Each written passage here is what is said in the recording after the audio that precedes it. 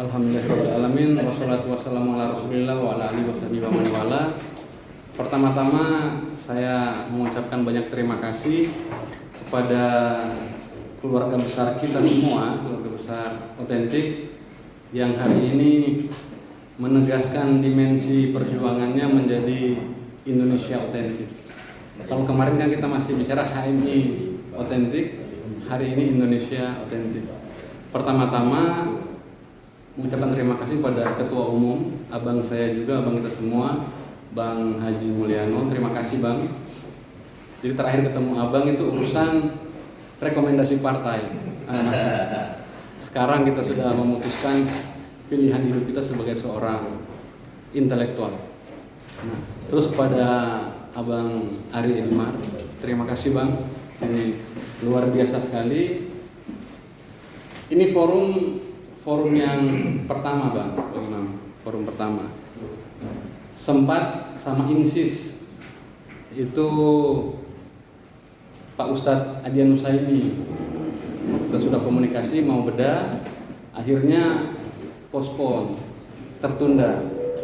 Setelah itu dengan Perhimpunan Dokter Spesialis Kedokteran Jiwa Indonesia, mereka ada international forum di Solo, sudah confirm, tiba-tiba tertunda.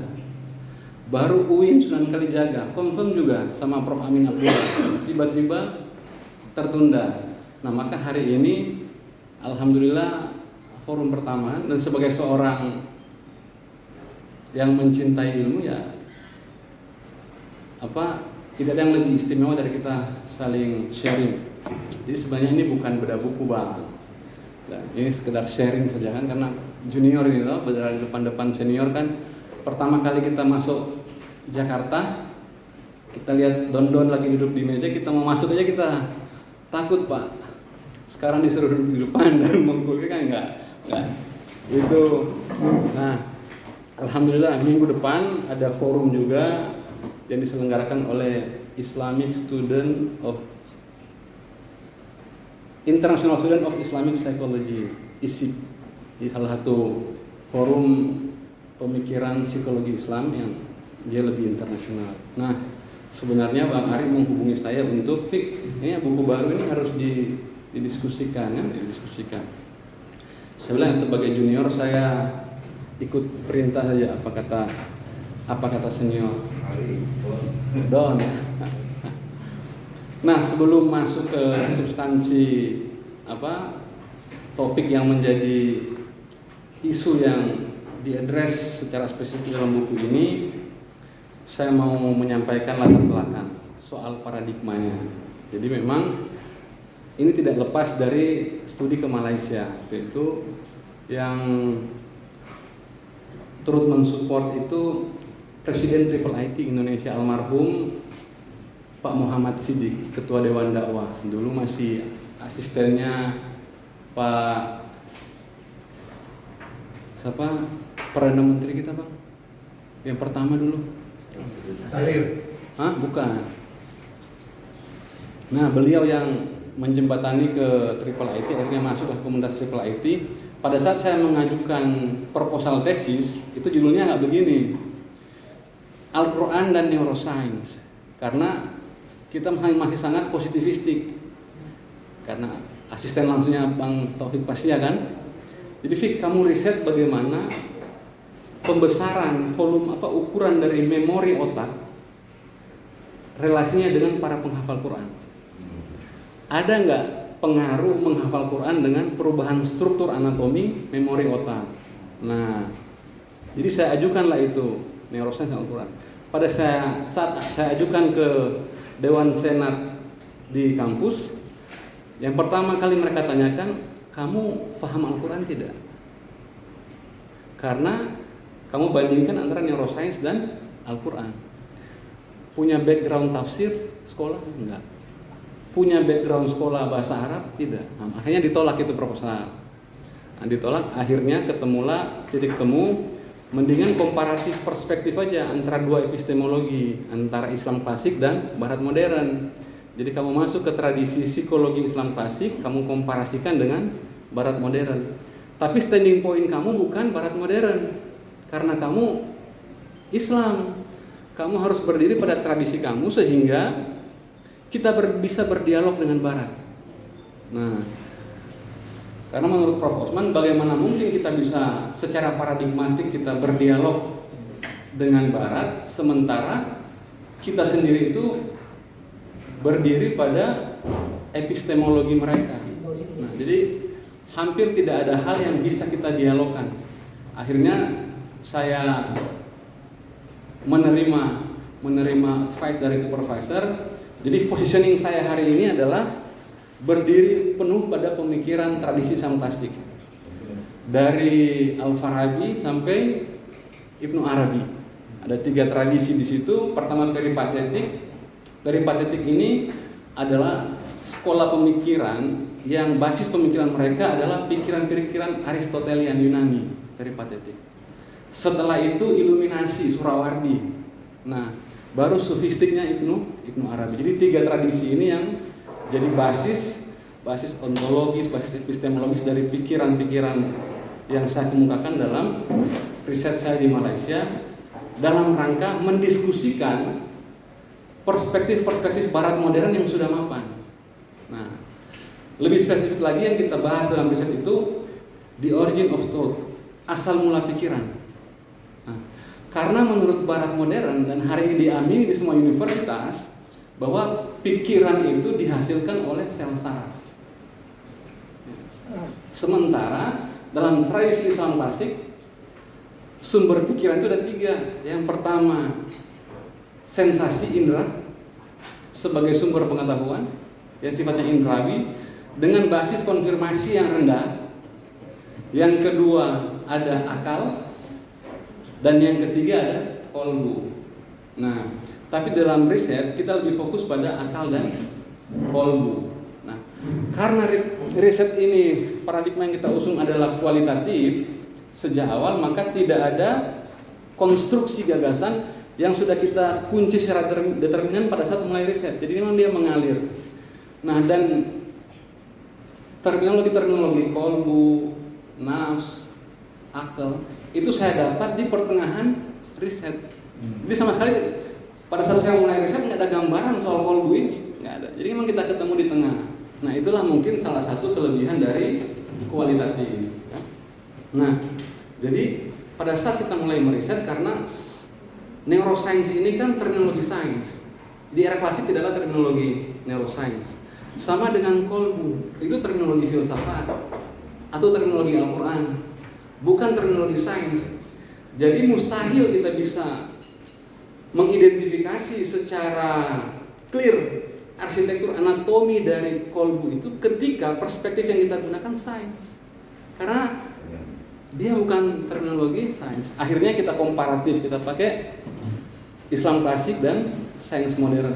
Nah, sandaran desain Islam klasik ini adalah epistemologi tauhid, bahwa realitas itu punya dimensi ilahiyah.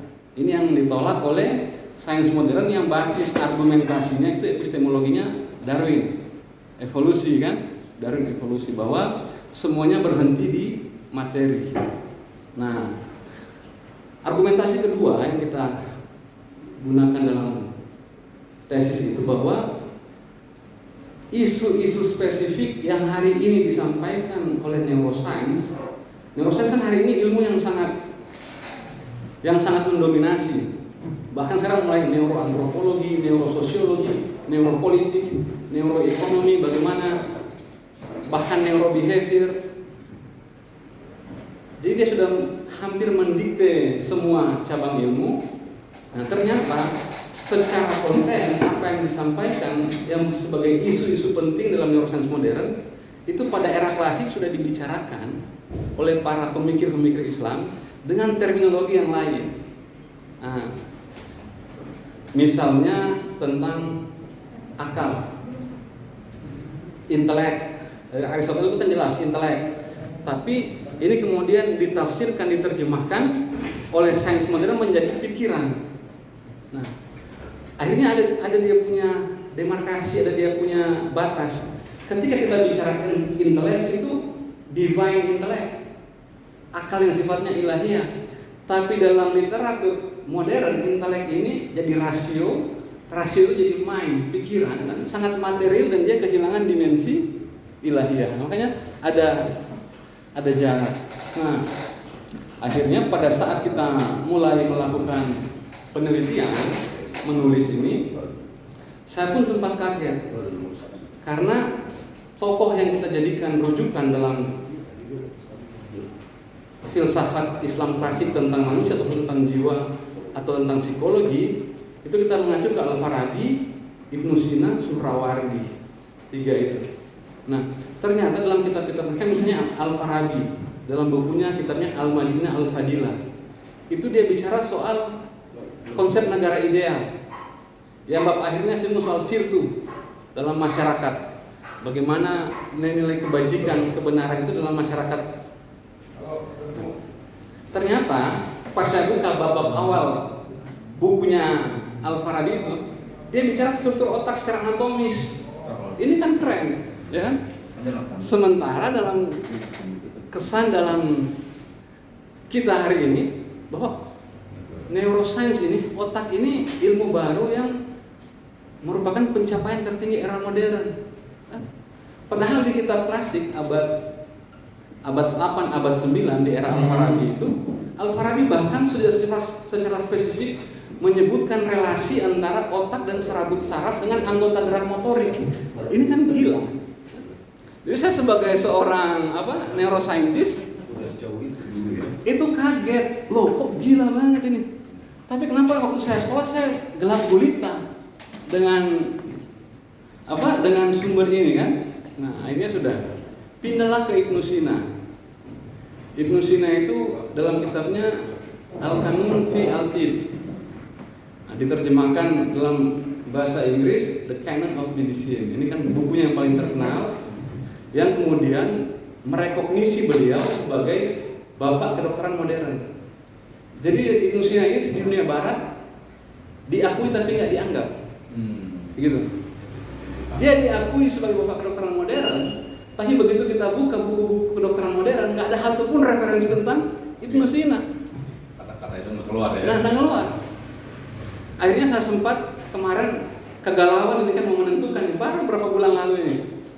Lagi galau kita, spesialisasi aja deh. Karena orang tua tanya, "Yuk kerja apa?"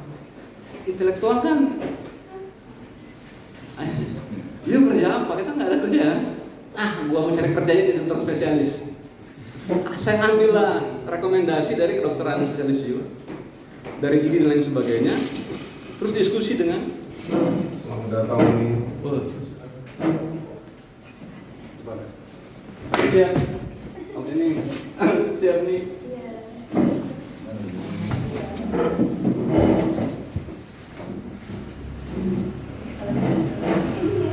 Founding Mothers Authentic. Oh siap. Tadi nggak mau duduk di depan, mau duduk belakang aja, buka laptop coba ini. Kirain sambil dengerin bisa ngetik gitu. Nah, jadi diskusi dengan dokter-dokter psikiatri, saya bilang, "Dok, sejak kapan waham itu dijadikan kriteria diagnostik sebagai gangguan jiwa?"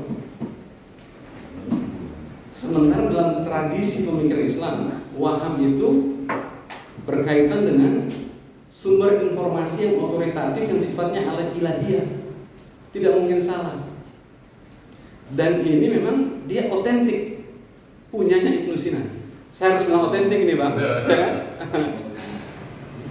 Jadi karena Ibnu Sina, Al-Farabi dan teman-teman Ibnu Rus itu dianggap hanya menerjemahkan kitab-kitab Aristotle, Ansi, dan itu kita bisa bantah dari waham ini. Jadi Aristotle itu salah satu bukunya itu Parva Naturalia dan Di Anima. Di dalamnya itu membahas tentang filsafat jiwa. Nah, dalam filsafat jiwa animals itu berkaitan dengan fungsi imajinasi. Nah, dalam bentuk-bentuk imajinasi Aristotle nggak pernah menyebut estimatif faculty. Tapi begitu ini masuk ke pemikiran Ibnu Sina, itu ada yang berbeda estimatif faculty. Dan ini dibantah oleh Ibnu Rus. Nah, estimatif faculty ini akar bahasa Arabnya itu diterjemahkan dari bahasa Arab yang namanya waham. Di Indonesia ini waham ini gangguan jiwa. Jadi saya bilang ke dokter-dokter spesialis psikiatri itu, kalau bukan kita yang mau menyelamatkan, merehabilitasi terminologi Ibnu Sina, lantas siapa lagi? Nah, tapi begitu dapat konfirmasi untuk lanjut PhD keluar, kita akhirnya membatalkan niat untuk psikiatri. Nah, jadi itu sebenarnya dasar atau background dari kenapa buku ini hadir Bang.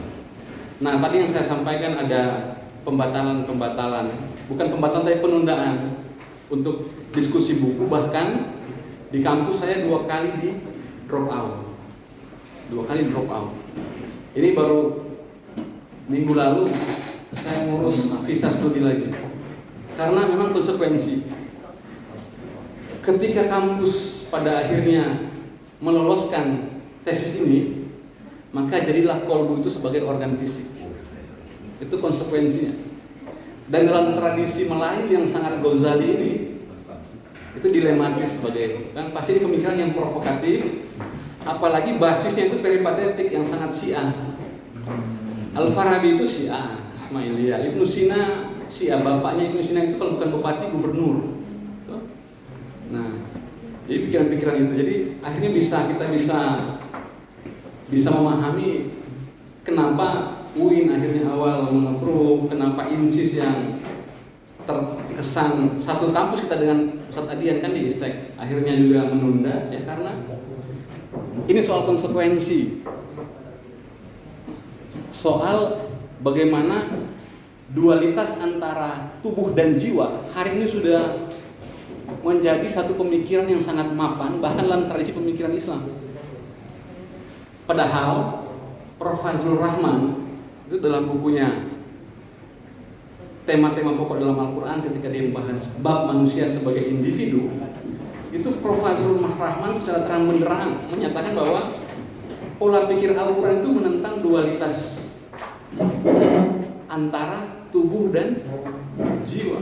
Nah, makanya ketika kita tunjukkan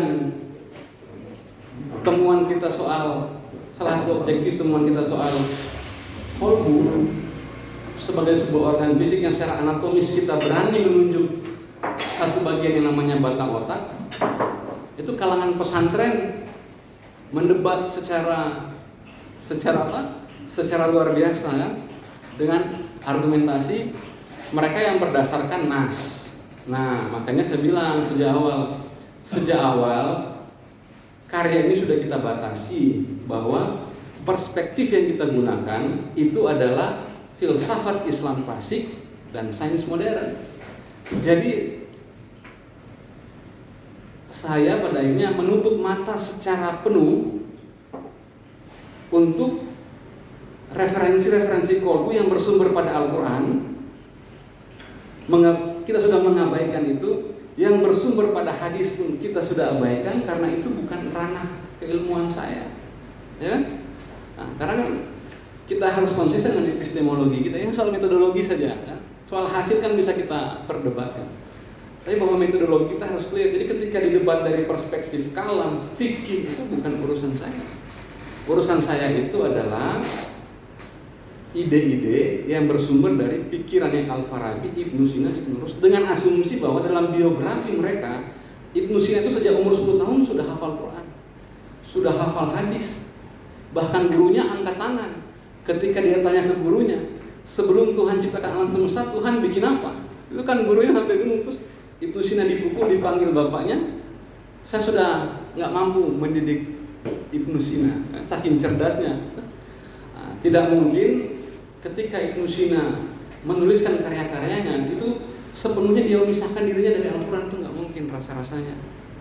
Maka epistemologi tauhid yang dimaksud itu adalah pikiran-pikiran yang secara epistemologis lahir dari tokoh-tokoh pemikir yang referensinya tentang Quran, Sunnah itu sudah fikih, sudah tuntas. Begitu kan? Ya. Nah, jadi itu background pemikiran. Background pemikirannya seperti itu, bahwa perspektif yang saya ajukan itu adalah berbasis pada tradisi Islam klasik, terutama tradisi filsafat. Jadi bukan tradisi kalam, bukan tradisi fikih, bukan tradisi tafsir, tapi tradisi filsafat dan tradisi sains modern itu. Nah, memang pada saat mulai melakukan penelitian, di buku ini juga dicantumkan. Jadi ada perbedaan yang sangat mencolok antara struktur manusia, konsep manusia dalam tradisi Islam klasik dan Barat modern. Misalnya begini, dalam tradisi Islam klasik itu organ utama itu namanya kolbu. Dalam tradisi kedokteran itu namanya otak. Dan ini bukan ide baru. Galen Yunani sudah bicara itu. Galen pun sudah berseberangan dengan para filosof waktu itu. Para filosof tetap memegang teguh bahwa organ utama yang sangat penting, yang menentukan diri makhluk hidup yang otentik, otentik lagi nih Bang, itu adalah kolbu. Jadi citra diri otentik makhluk hidup, nggak hanya manusia, itu namanya kolbu. Nah, sementara sains modern bilang, oh bukan, citra diri manusia otentik itu otak. Nah, jadi ada dalam tradisi Islam, otak ini diposisikan sebagai organ yang terpenting nomor 2. Meskipun nomor 2 dia dikasihkan peran-peran yang eksekutif karena semua organ dalam tubuh dikontrol oleh otak kecuali kolbu. Jadi otak tidak mengontrol kolbu dalam tradisi Islam klasik, tapi semua organ yang lain dikontrol oleh otak. Nah, jadi kira-kira otak apa? Kolbu itu raja, otak itu perdana menteri. Nah, jadi energi ruh itu kan dalam tradisi Islam ini secara literal diterjemahkan ditulis sebagai breath atau heat. Breath nafas, ruh, atau heat panas, fire api. Nah, literatur klasik tentang filsafat manusia menulis ruh tentang itu. Ruh ini diproduksi secara simultan dalam satu organ tubuh fisik yang namanya kolbu. Ya, kolbu.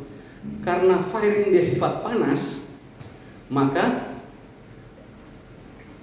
otak fungsi utamanya adalah mendinginkan temperatur daripada ruh ini. Jadi otak ini dalam tradisi Islam dia mengkondisikan pada temperatur yang tertentu sehingga pada saat energi atau ruh ini ditransmisikan ke fakultas-fakultas jiwa maupun organ-organ tubuh, organ-organ tubuh dan fakultas jiwa bisa berjalan secara fungsional.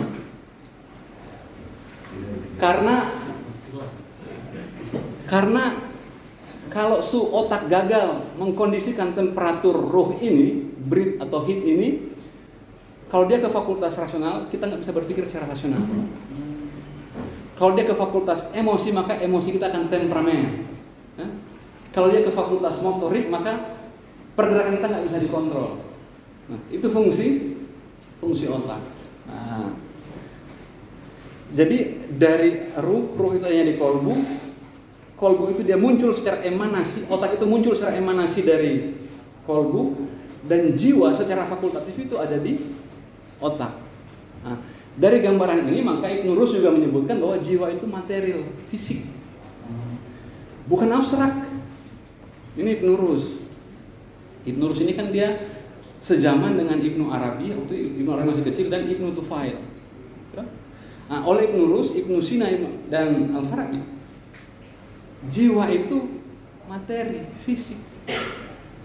Nah, salah satu-satunya yang imateri itu akal yang sifatnya akal aktif, dan itu bukan jiwa manusia. Nah, karena dalam filsafat manusia, filsafat jiwa, kan Aristoteles ya, bahkan Ibnu Arabi yang sufi juga merekognisi 3 ini, mengakui, menerima ini, bahwa jiwa itu secara fakultatif memiliki 3 fakultas. Pertama, fakultas yang sifatnya vegetatif fakulti, jiwa vegetatif atau jiwa tumbuhan. Jiwa tumbuhan ini fungsinya cuma 2, reproduksi dan nutrisi, dan growth, pertumbuhan. Nah, baru jiwa yang kedua, animal faculty, fakultas hewan. Fungsi fakultas hewan ini emosi, imajinasi, itu fungsi-fungsi. Baru motorik, gerakan, sensasi, persepsi, itu fungsi fakultas hewan. Baru fakultas jiwa yang ketiga namanya Human Rational Faculty, fakultas rasional yang secara unik, khas hanya dimiliki manusia. Nah, jadi dalam fakultas rasional ini, disitulah bekerja akal. Akal baik akal yang sifatnya practical intellect maupun theoretical intellect, akal praktis dan akal teoritis. Nah, clear itu. Jadi akal yang bertingkat itu kan ada akal potensial, ada akal aktual. Potensial intelek, aktual intelek. Yang dari potensial menjadi aktual dia dimediasi oleh akal agen. Akal agen ini disebut namanya akal aktif, yang diasosiasikan sebagai figur malaikat Jibril. Nah, makanya akal aktif ini dia imateri. Tapi akal yang pasif, yang potensial itu materi. Dalam tradisi Islam kan, dalam tradisi Islam. Nah, akhirnya di sini kan kita melihat bahwa nggak ada dualitas. Jadi kalau kita kan yang dibahas dalam Al-Quran kan manusia. Manusia itu kalau kita depan kaca ini manusianya. Fisik. Bukan angin-angin Casper begitu bisa tembus dinding kan? Apalagi bisa apa? Bisa hijrah keluar dari itu terus dia balik masuk lagi kan? Enggak. Ternyata dalam perspektif Islam klasik bahwa struktur jiwa manusia itu fisik. Nah, inilah kemudian yang menginspirasi Barat dengan teori naturalnya, dengan dunia natural. Karena di era klasik ini ilmu tentang filsafat natural itu kan sangat kuat. Nah, tapi filsafat natural ini pada akhirnya masuk ke Barat dan mistisisme Ibnu Arabi, Ghazali akhirnya masuk ke Timur.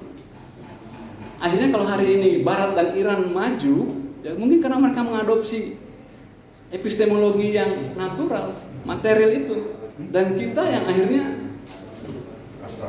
ya mengasingkan dari wilayah itu. Jadi akhirnya jelas bahwa dalam tradisi Islam itu ada ruh itu di kolbu, baru dia muncul struktur otak, di otak itu ada struktur jiwa, baru dia serabut saraf, baru ke anggota gerak.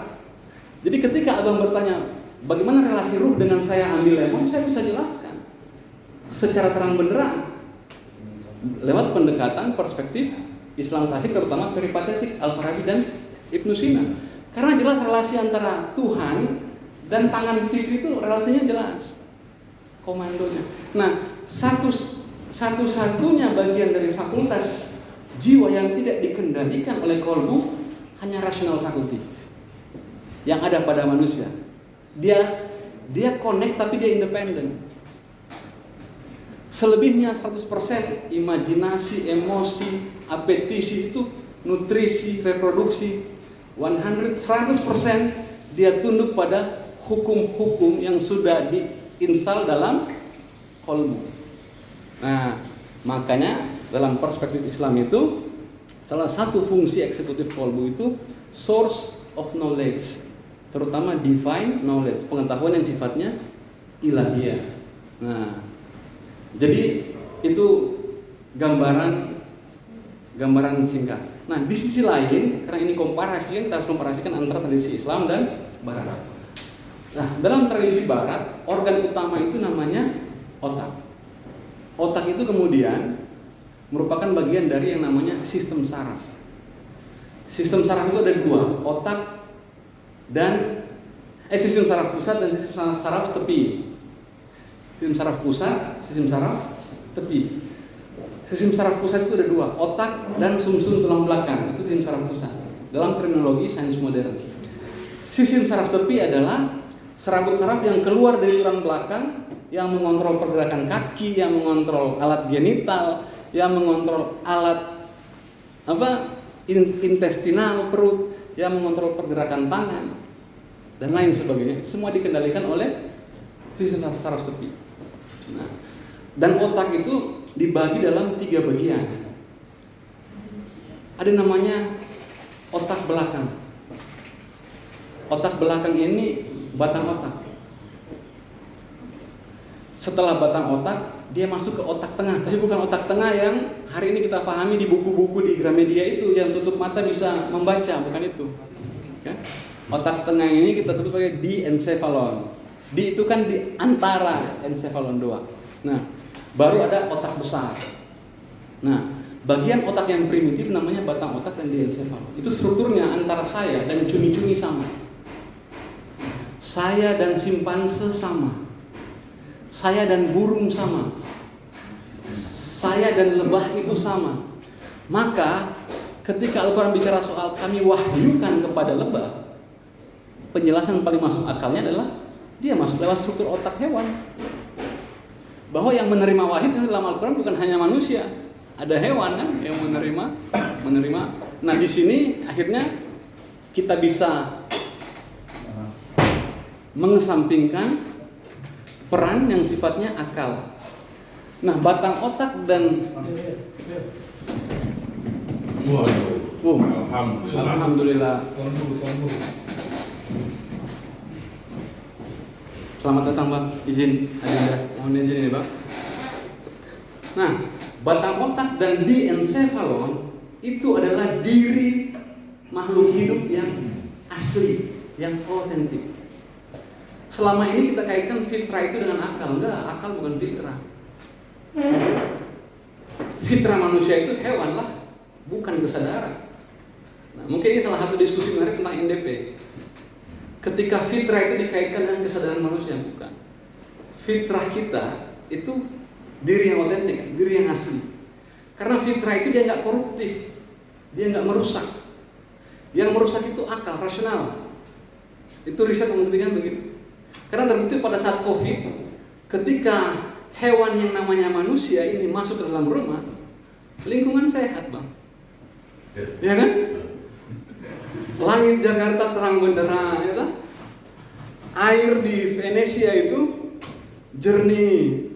Ternyata hewan yang namanya manusia ini sangat eksploitatif dan sangat polutif terhadap lingkungan.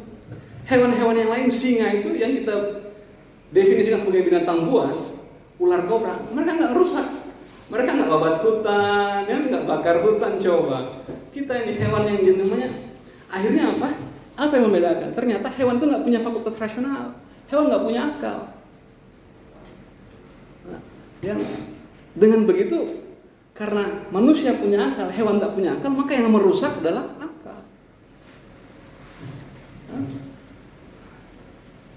Hewan sebenarnya tunduk pada hukum-hukum natural, sunatullah. Nah, maka saya akhirnya riset selama 1 tahun burung yang paruh bengkok, kakatua sampai ke burung nuri, karena burung itu dia mewakili dua dunia, reptilian dan mamalian. Mamal itu kan, mohon maaf nih, mal itu kan mame, payudara. Maka mamalia itu adalah terminologi untuk hewan yang makhluk yang menyusui. Tapi kenapa burung nggak punya payudara kalau disebut mamalia? Karena dia menyusui lewat mulut, suap ya, anaknya kasih makan itu. Nah, ya, mamalia. Nah, struktur otak burung ini paling perfect karena dia mewakili 2 dimensi itu. Nah, dan burung cerdas, bisa kita ajari. Jadi bukan hanya manusia yang bisa belajar, hewan bisa belajar, hewan punya kognisi.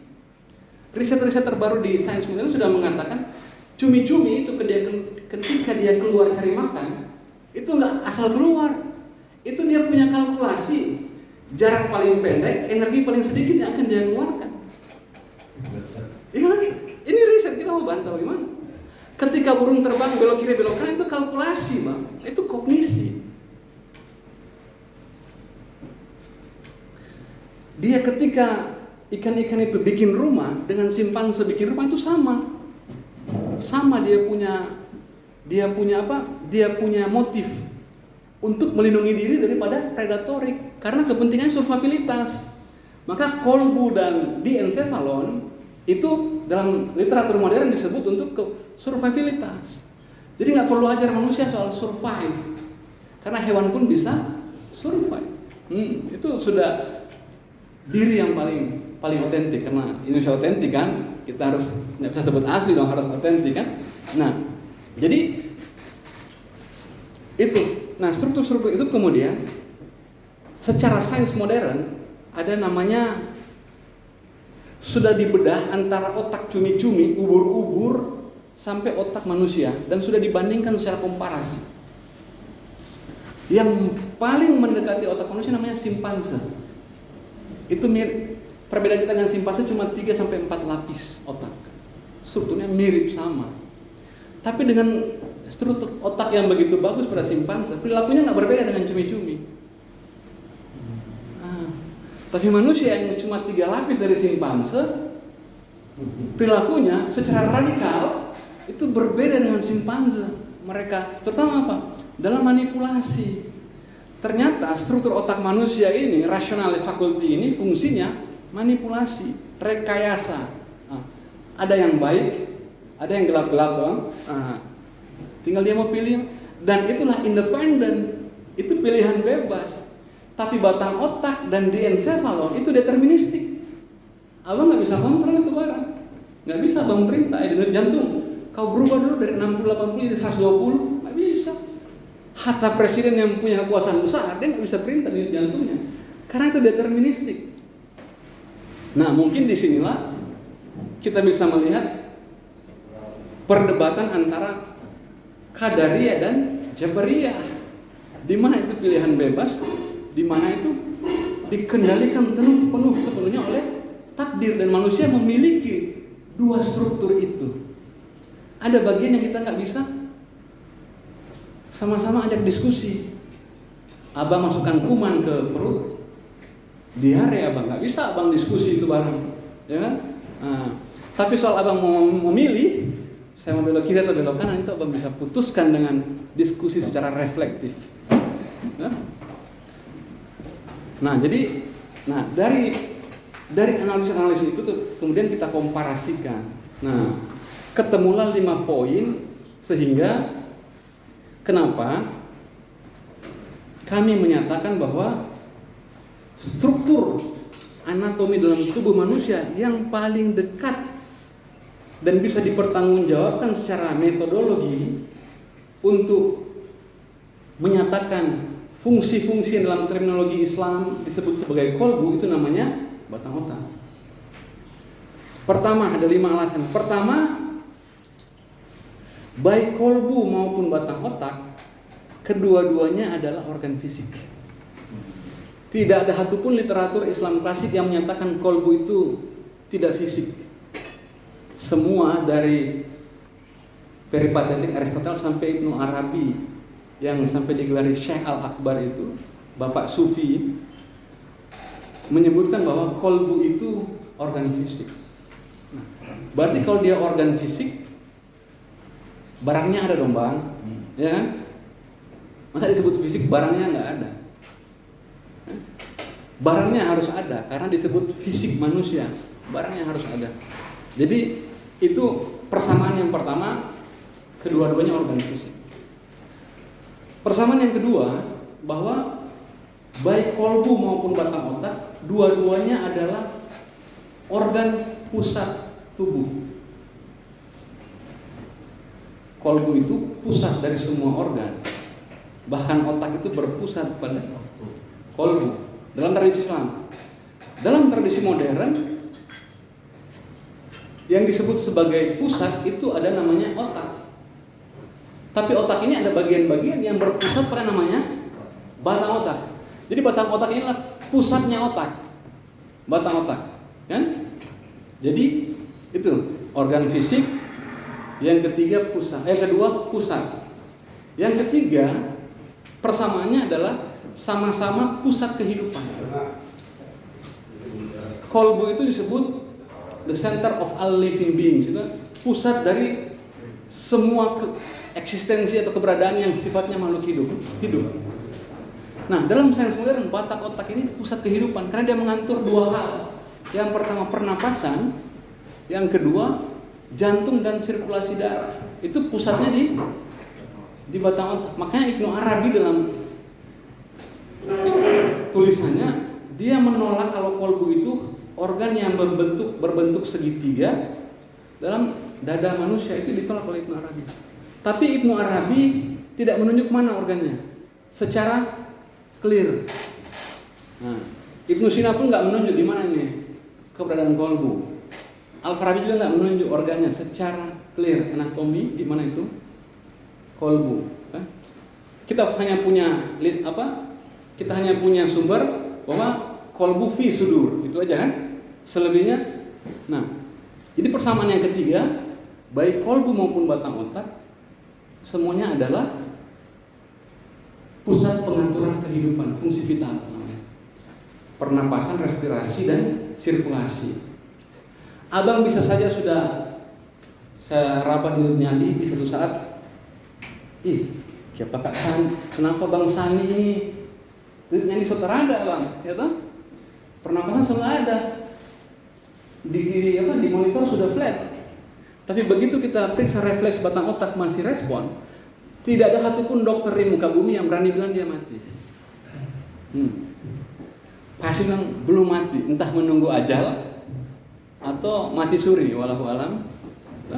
Tapi untuk mengatakan dia mati, itu indikator terakhir itu adalah refleks batang otak. Yang kita periksa dari refleks pupil itu, kalau kita pakai senter di mata dia mengecil, refleks cahaya itu. Iya. Jadi kalau ada orang pingsan, buka aja matanya, ambil senter kecil, kasih lewat kiri kanan. Kalau dia masih mengecil berarti masih hidup. Tapi kalau dia sudah melebar secara maksimal, ampun, Gus. Tapi kalau dia sudah melebar secara maksimal, sudah nggak ada respon, berarti orang ini sudah mati. Banyak kasus di rumah sakit ketika fungsi-fungsi ini diambil alih oleh mesin. Kalau kita lepas mati, tapi kalau kita pasang hidup. Itu dilematis, toh? Tapi bahwa selama batang otak masih responsif, kita nggak bisa bilang orang ini sudah mati. Jadi itu persamaan yang ketiga. Persamaan yang keempat, baik kolbu maupun batang otak merupakan sumber pengetahuan yang sifatnya non-indrawi. Ini yang menarik. Nah, dalam tradisi Islam klasik itu disebut bahwa sumber pengetahuan tertinggi itu mimpi. Makanya kenapa Nabi Yusuf bermimpi dan akhirnya. Tapi ini dikasih kriteria lagi. Hanya mimpi orang-orang khusus. Kalau kayak kita, kayak saya belum kan, kalau kayak Bang Ali atau Bang Ari kan mimpinya sudah bisa kita konfirmasi ya. Saya mimpi masa aja Pak. Sama kalau Gus Al kan selebriti ya gitu. Wah, jadi inspektor terkaya masih malah juga. Nah, jadi mimpi itu adalah pada orang-orang tertentu itu adalah sumber informasi yang sangat otoritatif, nggak bisa diganggu-gugat. Nah, akhirnya kita kan mulai bertanya, pada saat mimpi apa yang aktif? Dalam teori yang aktif itu fakultas imajinasi, imaginative faculty yang secara penuh dikontrol oleh kolbu. Jadi gambaran imajinasi kita, hewan dan manusia ini, dia bersumber pada dua hal. Pertama, indera, termasuk memori itu kan informasi yang kita dapat lewat indera terus direkam, disimpan dalam bentuk memori. Itu informasi yang indrawi. Informasi yang non indrawi itu informasi yang berasal dari kolbu, secara definitif yang sifatnya dengan informasi ilahiyah dari ruh itu kan. Nah, jadi fakultas imajinasi kita mengambil gambar itu dari dua sumber ini, dari kolbu dan dari pengalaman. Meskipun saya sudah tidur, tapi kan memori saya masih aktif. Nah, ternyata sains modern itu merekam secara jelas area-area otak mana yang aktif ketika seorang sedang tidur. Nah, itulah menarik. Sehingga kita bisa bedakan antara mimpi dan meditasi. Karena hari ini kan dianggap meditasi juga satu cara untuk kita mengakses dunia batin secara bias yang kecil, ya kan? Nah, ada dua riset itu. Yang pertama dilakukan oleh Profesor Rita Carter, mereka riset. Yang kedua Dalai Lama, Buddha.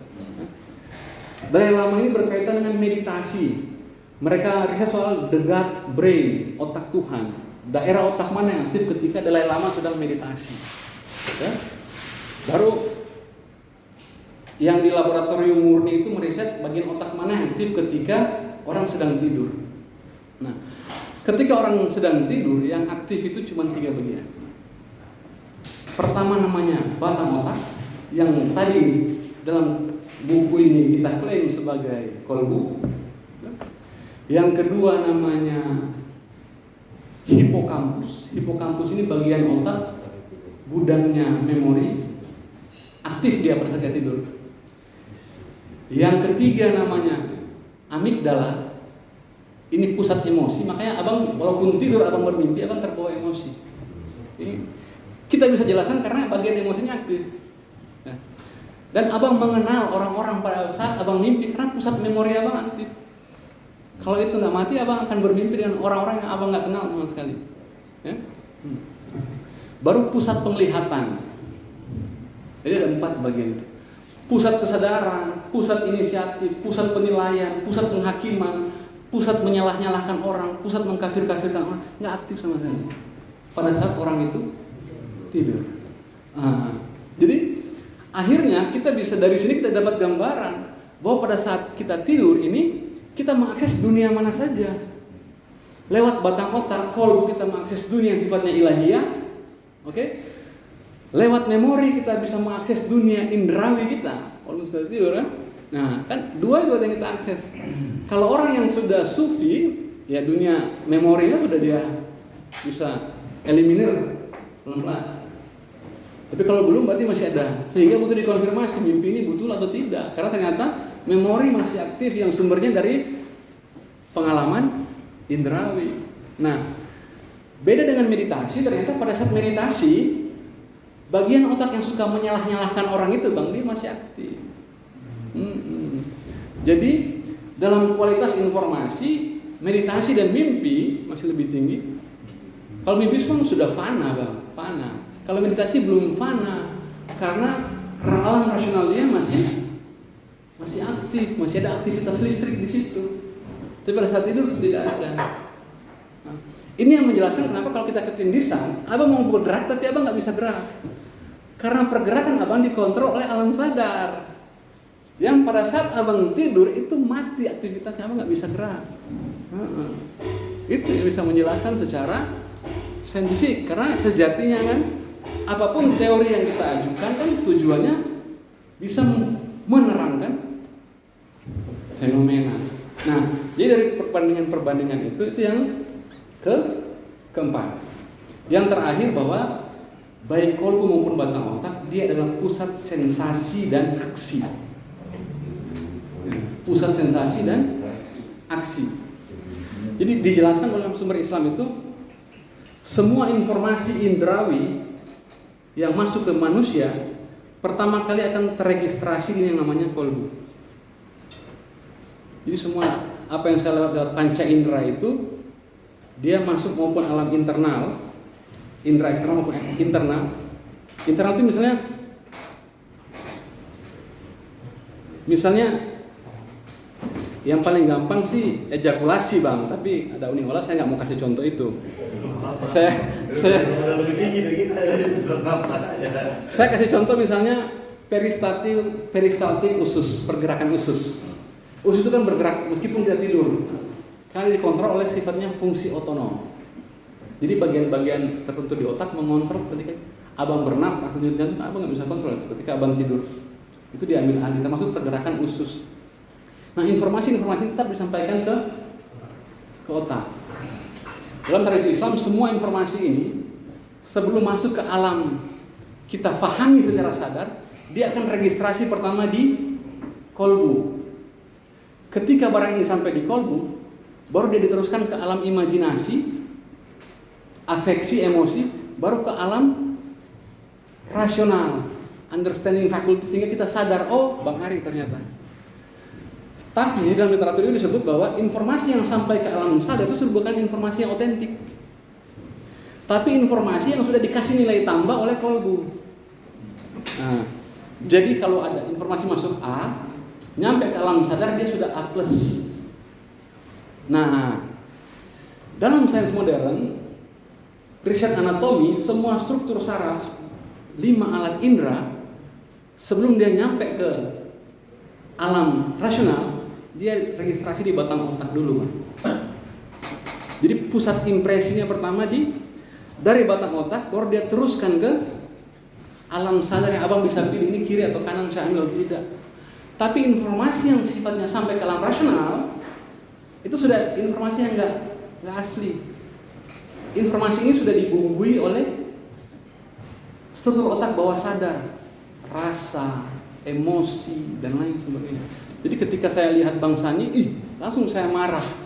Bang Ari nggak marah, karena pengaruh dari alam emosi saya kan. Nah, jadi informasi apapun yang sampai ke alam rasional itu sudah bukan informasi yang sifatnya asli.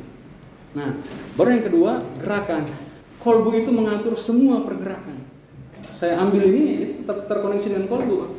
Saya gerakan bola mata saya ke kiri, itu terkoneksi dengan kolbu. Bahkan pergerakan usus dikontrol oleh kolbu. Jadi ketika misalnya kita mau menerangkan sedikit, kalau kamu nggak berhenti, you mau berhenti tidak? Kalau you mau berhenti, oke. Tapi kalau you nggak mau berhenti, kita akan paksa you berhenti, ya kan banyak ayat Al-Quran begitu kan. Kalau nggak mau berhenti secara sukarela, datang secara sukarela atau dengan kondisi terpaksa. Nah, bagaimana kita mau memahami ayat-ayat yang seperti itu kalau nggak ada landasan anatomis yang menjelaskan antara pusat yang sifatnya ilahiyah dengan struktur alat gerak kita? Nah, maka sangat detail, ada namanya ganglia basalis. Ganglia basalis ini adalah satu bagian otak yang mengatur semua pergerakan yang itu dikontrol oleh batang otak. Parkinson, orang-orang yang bergerak susah, stroke yang dia mengalami keterbatasan gerak, itu mengalami kerusakan pada struktur yang namanya ganglia basalis. Jadi kira-kira kolbu mau kendalikan pergerakan kita itu lewat struktur otak yang namanya ganglia basalis ini. Jadi dari lima pemahaman ini, dari 5 poin ini, maka satu-satunya organ tubuh yang paling pantas secara metodologis, epistemologis, argumentasi untuk kita posisikan sebagai kolbu itu namanya batang otak. Nggak bisa jantung, nggak bisa. Bagaimana kita? Tesis pertama, ada operasi transplantasi jantung babi ke manusia. Nah, kita menjelaskan itu bagaimana? Ketika kita berhadapan dengan sains, terus kita klaim bahwa kolbu itu jantung, ketika kolbu kita ada kasus di Amerika diganti dengan kolbu dari babi, kenapa perilaku manusia nggak berubah? Harusnya perilakunya berubah dong, karena kolbu itu kan pusat semua, pusat impresi, sensasi, memori dan lain sebagainya. Harusnya berubah karena babi yang diganti itu kan punya pengalaman hidup yang berbeda dengan manusia yang harusnya. Tapi secara faktual kan tidak. Nah, jadi dan misalnya dalam case yang kedua, otak pada ilmu psikiatri itu halusinasi itu dikaitkan dengan gangguan struktur pada bagian yang namanya batang otak. Belum ada orang mengalami penyakit jantung lama yang mengalami perubahan perilaku. Itu cuma 2% dari kasus, sangat kasuistik lah. Perilaku, hubungan antara jantung dengan perilaku, perubahan perilaku. Nah, tapi jadi kelainan anatomi atau struktur atau fisiologi pada struktur jantung. Fisiologi itu fungsi, anatomi itu struktur. Jadi kelainan fungsi dan struktur pada jantung tidak secara langsung dan signifikan merubah perilaku. Tapi kelainan struktur pada batang otak itu bikin orang gila. Halusinasi itu kelainan struktur. Nah, halusinasi itu kan penglihatan. Halusinasi ada 2. Halusinasi yang sifatnya auditorik atau pendengaran dan visual, motorik. Ada 2 halusinasi. Nah, jadi orang gila itu kan ada namanya kalau waham kebesaran, dia merasa dia raja, ada tiba-tiba jalan Pak Presiden, padahal dia bukan presiden ya. Pak Presiden siap. Padahal cuma dia ini yang ada. Jadi dalam realitas dia itu ada orang, dia punya istana, dia punya kekuasaan. Dia rasanya nggak punya, itu halusinasi namanya. Nah, ketika dibedah ternyata struktur yang paling yang menyebabkan adanya halusinasi itu yang namanya batang otak. Itu yang pertama. Tapi poin dari riset ini adalah bahwa batang otak bisa membatasi manusia terhubung dengan informasi-informasi yang sifatnya non indrawi. Itu poin penting dari riset batang otak itu. Dan sifatnya otoritatif. Jadi itu sebagai pengantar, Bang. Ini kalau bedah buku ini kan nggak mungkin 1 jam itu atau 2 jam, karena jadi sebagai pengantar bahwa ternyata dalam tradisi epistemologi hari ini Islam klasik sudah memberikan gambaran yang sangat detail soal struktur manusia, baik itu berkaitan dengan struktur ruhnya, struktur kolbunya, struktur jiwanya, struktur akalnya, bahkan sampai anggota gerak, yang dalam masa itu mereka sudah berhasil memberikan gambaran secara detail tentang bagaimana koneksi antara ruh dan organ gerakan, bahkan dengan pikiran rasional. Itu gambarannya bisa. Nah, sementara juga dalam sisi lain, sains modern hari ini menuhankan otak secara utuh. Meskipun dalam secara terminologi, apa yang dimaksud oleh Islam klasik sebagai otak tidak bisa kita pahami 100% sama dengan apa yang oleh dunia modern posisikan sebagai otak hari ini, karena sudah rentang waktu kan ribuan tahun. Nah, yang kedua juga motivasinya, poin penting dari kajian kali ini, dari kajian buku ini, bahwa kita sudah disuguhkan satu gambaran yang jelas soal posisi anatomi kolbu. Karena kalau kita ikut kuliah-kuliah di YouTube itu selalu dibilang ada hati yang sifatnya fisik, itu di jantung.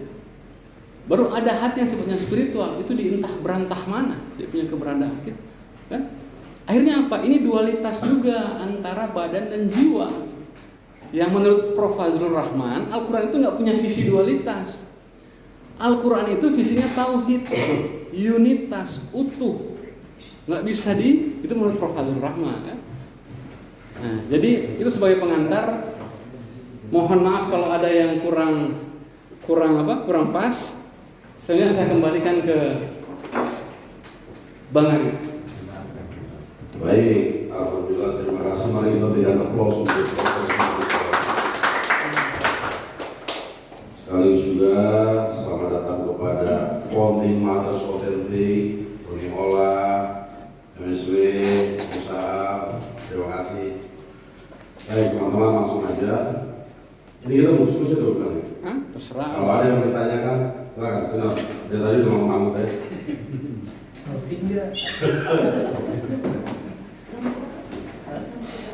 Jadi apa namanya? Abdul, bertanya dulu.